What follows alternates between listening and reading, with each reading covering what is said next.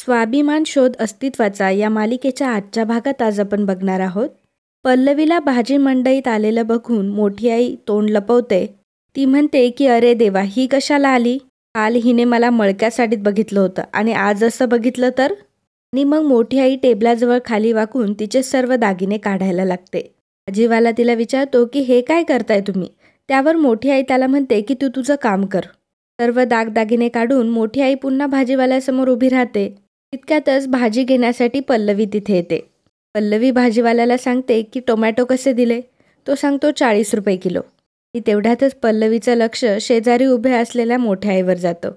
मोठी आई अगदी केविलवाना चेहरा करून उभी असते. मोठी आई भाजीवाल्याला म्हणते की हे जे खराब बटाटे आहेत ना, ते मला दे. भाजीवाल्याच्या काही लक्षात येत नाही. तो म्हणतो की तुम्ही तर आता. तेव्हा मोठी आई म्हणते की अरे, चांगले बटाटे मला श्रीमंतांच्या घरी द्यायचेत. आम्हाला नाही परवडणार हे, आम्हाला हे चालतील. भाजीवाला मोठ्या आईसाठी खराब बटाटे पॅक करत असतो.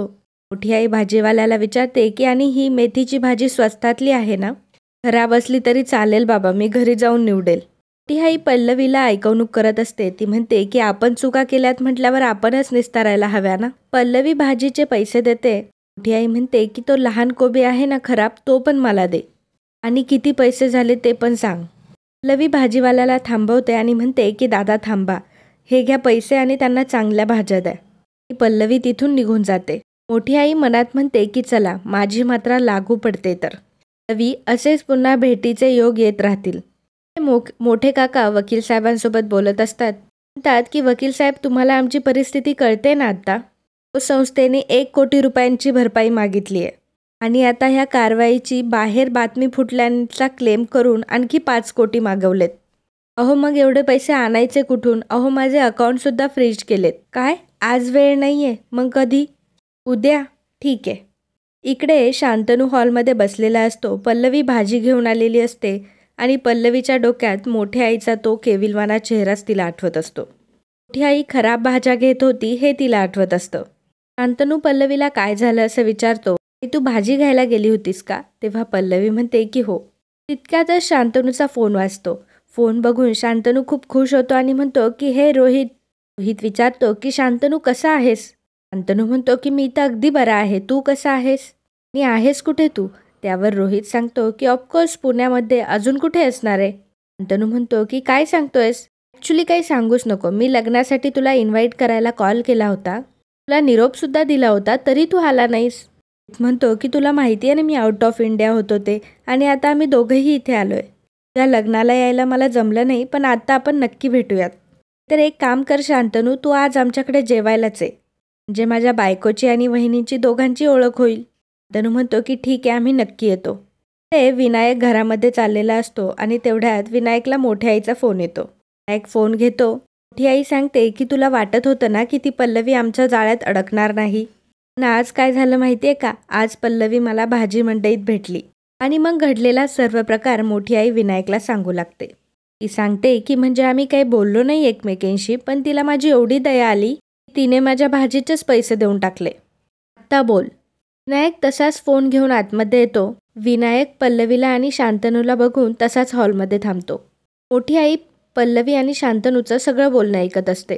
शांतनूने फोन ठेवल्यावर पल्लवी त्याला विचारते की शांतनू, हो कोण होतं? शांतनू सांगतो की अगं, माझा खूप जवळचा मित्र आहे रोहित जाधव. तो US ला होता. बऱ्याच दिवस झाले आमची भेटच झाली नाही आणि आज संध्याकाळी आपल्याला डिनरसाठी बोलवलंय दोघांनाही. मोठी आई विनायक अशी हाक मारत असते. तेव्हा विनायक पटकन मोठ्या आईचा कॉल कट करून टाकतो. विनायक म्हणतो की शांतनू, अरे कुठे जायचं प्लॅनिंग चाललंय? यावर शांतनू म्हणतो की अरे, रोहित जाधव तुझा ज्युनियर होता, तुला माहीत असेल. बऱ्याचदा त्याच्याकडे अभ्यासासाठी जायचो कधी, किंवा मुक्काम पण करायचो. शांतनू म्हणतो की आता आला आहे आणि पुण्यामध्येच आहे, त्याच्यामुळे त्याच्याकडे डिनरसाठी जायचं आहे. शांतनू पल्लवीला सांगतो की आपल्याला त्याच्याकडे काहीतरी गिफ्ट घेऊन जायला हवं. शांतनू तिथून आवरण्यासाठी निघून जातो. विनायक पल्लवीला विचारतो की भाजी मंडईत गेली होतीस ना, काही विशेष घडलं का तिकडे? आणि मग पल्लवीला पुन्हा तो प्रसंग आठवतो. विनायक पल्लवीला म्हणतो की तू आईला भेटलीस, भाज्या घेऊन दिल्या, काय गरज होती? ती तुझ्याशी कशी वागली हे विसरलीस? पल्लवी म्हणते की दादा, हे तुम्हाला कसं कळलं? विनायक म्हणतो की मी तिथेच होतो, तिथे एका क्लायंटला भेटायला आलो होतो, तेव्हा बघितलं तुम्हा दोघांना. त्याच वेळी तुम्हाला दोघींना विचारणार होतो, पण आईसमोर यायची माझी अजिबात इच्छा नव्हती. कशी वागली आहे तुझ्याशी, घरच्यांशी मी नाही विसरलो हे. आता आयुष्यात मी तिला कधीही माफ करू शकणार नाही. आणि मला असं वाटतं की तू सुद्धा ही गोष्ट विसरू नकोस. बघ, ते लोक सिंपती दाखवायच्या लायकीचेच नाही आहेत. त्यांच्यावर का दया दाखवायची? ते जे काही भोगताय ते त्यांच्याच कर्माची फळं आहेत. लवी, अगं तू खूप साधी भोळी आहेस, तुझी खूप काळजी वाटते. लवी म्हणते की दादा, मला त्यांच्याबद्दल सहानुभूती वाटते असं काही नाही आहे. मी फक्त माणुसकीच्या भावनेने त्यांना थोडी मदत केली. त्यांच्या जागी जर दुसरं कोणीही असतं तरी मी तेच केलं असतं. तुम्ही नका काळजी करू, मी आता आवरते. असं म्हणून पल्लवी तिथून निघून जाते. विनायक मनात म्हणत असतो की काळजी कशी करू नको पल्लवी, काळजी वाटण्यासारखंच आहे हे. म्हातारा म्हातारी पुन्हा माझ्या मानगुटीवर येऊन बसले ना, तर मग माझं काही खरं नाही. नाही, मला हे थांबवलंच पाहिजे. शांतनू आज खूप दिवसांमध्ये खुश असतो. तो म्हणतो पल्लवीला की तुला हा रोहित माहिती आहे, अगदी ॲव्हरेज स्टुडंट. त्याच्याकडे बघून आम्हाला कधीही वाटलं नव्हतं की हा आउट ऑफ इंडिया जाईल. पण मला कॉन्फिडन्स होता की हा नक्की काहीतरी वेगळं करेल. आणि त्याने ते नक्की करून दाखवलं. कदाचित आमच्या फेवरेट कॅफेमध्ये असेल त्याचा एखादा फोटो. अगं, फेवरेट कॅफे कुठला? कॉलेजमध्ये आम्ही भेटलो ना की संध्याकाळी नक्की तिथे भेटायचो. हा आमचा फेवरेट कॅफे होता. ते मित्र आम्हाला चिडवायचे की त्या कॅफेच्या मालकाचं पोट तुमच्यामुळंच भरतंय. तनूला एवढं खुश बघून पल्लवीही खूप खुश होते. मनात विचार करते, मला मोठ्या आईंचा विषय शांतनूसमोर काढता आला नाही आणि आज ते खूप खुश आहेत. आत्ता बोलून मला त्यांचा चांगला मूड खराब करायचा नाही आहे. शांतनू पल्लवीला रोहितचा फोटो दाखवतो आणि म्हणतो की हा बघ, आणि आज असा दिसणार नाही हा. पण मला टेन्शन याचं आहे की आम्ही जर गप्पा मारत बसलो तर तू बोर नाही होणार ना? पल्लवी म्हणते की नाही हो. मग शांतनू पल्लवीला त्याच्या कॉलेजमधले किस्से सांगायला लागतो. शांतनूला एवढा आनंदी बघून पल्लवीही आनंदी होत असते आणि अचानक शांतनूच्या गालाला हात लावते. म्हणते की शांतनू, कायम असेच हसत राहा. तुमचा चेहरा कायम आनंदी आणि हसरा असू देत आयुष्यभर, असं म्हणून शांतनूच्या डोक्याला किस करते. ते मोठी आई भाज्या घेऊन घरी आलेली असते. मोठे काका म्हणतात की वा सुपर्णा, आयत्या वेळी संधीचं सोनं कसं करावं हे तुझ्याकडून शिकावं. आज तर एकदम कमाल केलीस.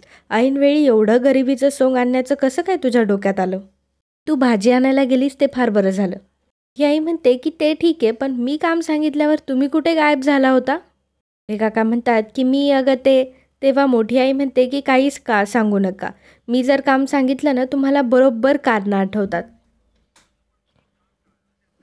मोठे काका म्हणतात की अगं, पण मी काम टाळलं ते आपल्या पथ्यावरच पडलं नाही का? मी जर गेलो असतो तर तुझ्या आणि पल्लवीच्या भेटीचा योग घडून आला असता का? माझ्या तर अजिबातच हे लक्षात आलं नसतं. तू तर एकदम हुशार आहेस. की वर्ष माझ्यासोबत इतका छान संसार करतीये. आता मी एवढी पायपीट करून ह्या ज्या भाज्या आणल्यात ना, त्या आता तुम्ही निवडा. त्यातच विनायक तिथे येतो. विनायकला बघून मोठी आई रागवते आणि म्हणते की काय रे विनायक, मी एवढा फोन केला तर माझ्याशी नीट बोललाही नाही. माझा फोनही कट करून टाकला. विनायक मोठ्या आईजवळ येतो आणि म्हणतो की म्हणून तर आलो ना आई भेटायला. मोठी आई म्हणते की तुला ना चांगला धपाटा घातला पाहिजे. मोठी आई म्हणते की बरं जाऊ दे, मला सांग की शांतनू आणि पल्लवी त्या रोहितला भेटायला कधी जाणार आहेत? म्हणजे तुला माहिती आहे का वेळ? म्हणजे मी ऐकलं मगाशी फोनवर. विनायक म्हणतो की अगं, तो रोहित नाही, मोहित. मोठी आई म्हणते की अरे मोहित नाही, रोहितच होता. तो शांतनूचा जुना मित्र आहे. असं त्याने मला पाहिलेलं नाही आहे, पण मी त्याला ओळखते आणि मला त्याचं घरही माहिती आहे. कधी जाणार आहेत हे दोघं जण? तेव्हा विनायक म्हणतो त्यांना जायचं तेव्हा जातील, आपल्याला काय करायचं आहे? मोठी आई म्हणते की असं कसं, आपल्याला बरंच काही करायचं आहे. विनायक म्हणतो की म्हणजे नक्की विचार काय आहे तुझ्या डोक्यात? मोठी आई एकदम फाटकी साडी घालून गरिबीचं सोंग घेऊन रोहितच्या घरी आलेली असते. रोहितची बायको दरवाजा उघडते. मोठी आई म्हणते की काही काम आहे का तुमच्याकडे? त्या कामाची खूप गरज आहे व. तेव्हा रोहितची बायको म्हणते की आमच्याकडे सध्या कामाची गरज नाही आहे. मोठी आई म्हणते की अहो बघा ना, काहीतरी असलं तर मी काहीही काम करायला तयार आहे. धुणी भांडी, झाडलोट, कपडे धुवायला पण तयार आहे. तेव्हा रोहितची बायको म्हणते की सॉरी मावशी, पण आमच्याकडं काहीच काम नाही आहे. पण जर आजूबाजूला काही काम असेल तर मी सांगते तुम्हाला. मोठी आई म्हणते की काहीच काम नाही म्हणता, ठीक आहे. आता काय करणार, आपल्या नशिबाचे भोग समजायचे. आणि मग मोठी आई रडायला लागते. समोर चालत जात ती चक्कर येऊन खाली पडण्याचं नाटक करते. तेव्हा रोहितची बायको तिला सावरते आणि म्हणते की मावशी हो, काय होतंय तुम्हाला? मोठी आई म्हणते की काही नाही, जरा भोवळ आली. मग ती आतमध्ये मोठी आईला घेऊन जाते. आईला ती खुर्चीवर बसवते, पाणी पिण्यासाठी देते. आई म्हणते की माझ्या पोटात अन्नाचा कणसुद्धा नाही आहे हो. आम्हासाठी नुसती वनवन फिरते म्हणून चालून चालून थकवा आलाय आणि डोळ्यासमोर तर एकदम अंधारीच आली. तुम्ही मला आधार दिला, तुमचे खूप खूप उपकार. तेव्हा तुषारची बायको म्हणते की उपकारांची भाषा करू नका हो मावशी. माणुसकी नावाची काहीतरी गोष्ट असते. मोठी आई म्हणते की या माणुसकीच्या नात्यानेच मला काम द्या हो. मला भीक नकोय हो. आम्हाला कोणासमोर हात नाही पसरवायचे. आम्हाला कष्ट करायचेत. आम्ही कष्ट करू आणि जे काही मिळेल ते सुखाने खाऊ. त्यावर रोहितची बायको विचारते की पण या वयात तुम्हाला काम का शोधावंसं लागतंय? चांगल्या घरच्या दिसता तुम्ही. त्यावर मोठी आई म्हणते की हो, चांगल्याच घरची आहे मी. घरचे लोक वैरी ठरले ना, त्यामुळे जागोजागी हिंडायची वेळ आली आहे. रोहितची बायको म्हणते की तुमचं नाव काय? त्यावर मोठी आई म्हणते की सुपर्णा. तेव्हा ती म्हणते की तुमचं आडनाव काय आहे? मोठी आई म्हणते की हो, काय नाव गाव घेऊन बसला आणि तो पत्ता तरी कशाला हवाय? माझ्या नशिबाचे भोग आता मलाच भोगायला हवे. तुम्ही मला पाणी दिलंत, मी फार फार आभारी आहे. ते मी अजून 4 घरं मला हिंडावी लागणारे, काम शोधावं लागणारे. ही आई मनात म्हणत असते की अगं बाई, मी जर आता दाराच्या बाहेर पडले तर मला इथे प्रवेशच मिळणार नाही. अगं बाई, थांबव मला. त्यातच रोहितची बायको म्हणते की मावशी थांबा. आज आमच्या घरी पाहुणे येणार आहेत. माझ्या मिस्टरांचे मित्र आणि त्यांची बायको येणार आहे. हे आलाच आहात तर तुमचीही मदत होईल. मोठी आई मनात म्हणते की वेडी ग वेडी, त्याच पाहुण्यांसाठी तर आली आहे मी. मोठी आई तिला म्हणते की खूप उपकार झाले हा तुमचे. रोहितची बायको म्हणते की मला ताई म्हणू नका, मी तुमच्यापेक्षा खूप लहान आहे, मला अंजली म्हणा. ही आई म्हणते की तुम्ही मला आधार दिला तर मी तुम्हाला ताईच म्हणणार. काय कामं करायची ते सांगा, मी लगेच कामाला लागते. अंजली म्हणते की तुम्ही आधी खाऊन घ्या आणि मग कामाला लागा, ठीक आहे. इकडे शांतनू आणि पल्लवी रोहितच्या घरी जाण्यासाठी तयार होत असतात, परंतु शांतनूचा जरा मूड ऑफ झालेला असतो. पल्लवी विचारते की काय झालंय? शांतनू म्हणतो की आता मला असं वाटतंय की मी उगीच रोहितला म्हणालो की मी येतो म्हणून. ॲक्च्युली एवढ्या वर्षांनी त्याचा कॉल आला, मी एक्सायटेड झालो आणि हो म्हणालो. आईची अशी अवस्था आहे आणि त्यात असं मजा करायला जाणं मला योग्य वाटत नाही आहे.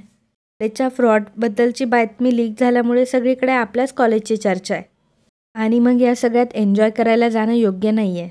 आणि मित्रांनो, आजचा हा भाग इथेच संपतो. पुढील भागात आपल्याला पाहायला मिळणार आहे पल्लवी म्हणते की खरं तर आम्ही त्यांच्या मित्राच्या इथे जायला निघालो होतो, पण आता शांतनू म्हणताय की नको जायला.